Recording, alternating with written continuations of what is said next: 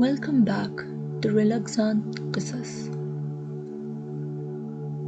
This is part 7 of Kamil.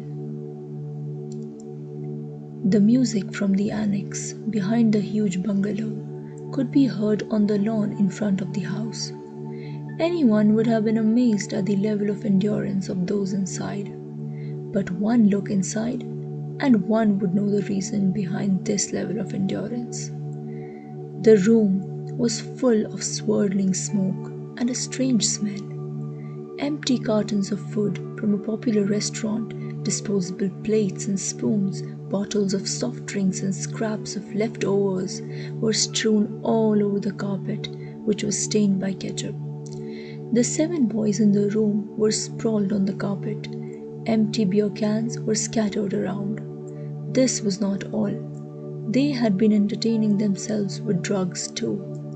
This was the 3rd time in the last 2 months that the boys had gathered here for an adventure of this kind. So far, they had experimented with 4 different drugs. The first time, it was a drug that one of them had found in his father's closet. The next time, it was a drug which one schoolmate had brought from a club in Islamabad. Then, it was something acquired from an Afghan in Rawalpindi market. Every time, they had combined drugs with alcohol, procuring which was no problem. Each time this happened, 6 of the 7 boys ended up completely stoned. Even now, it was only the 7th boy who was in his senses. His face was covered with acne, and he was dressed in a dark blue shirt with its collar turned up Elvis Presley style and hideous grey jeans which had Madonna's face adorning each knee. He opened his eyes to glance at the others around him. His eyes were red, but not because he was in a stupor like them.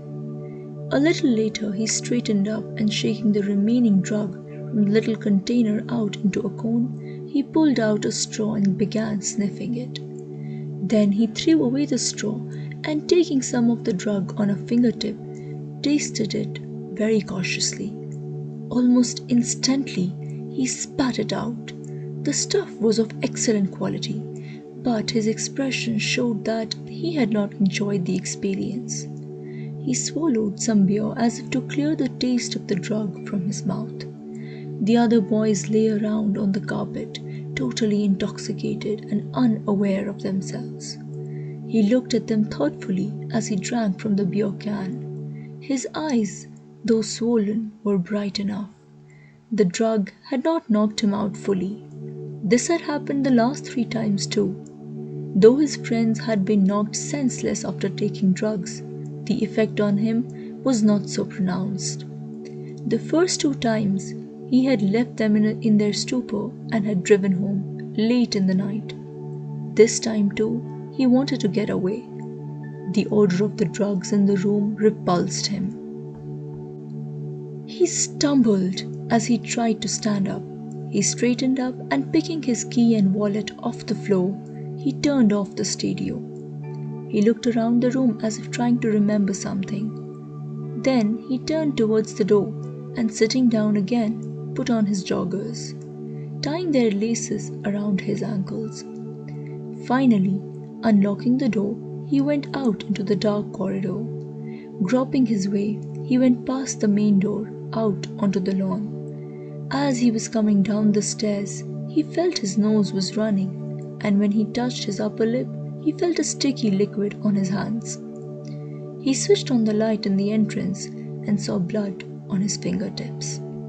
Reaching into his pocket for his handkerchief, he wiped the blood off his fingers and nose.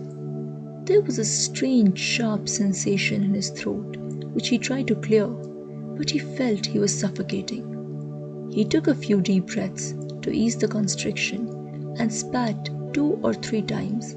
Suddenly, he felt a tingling in his nose. He doubled over as blood began gushing out of his nose, pouring down the marble stairs like a stream.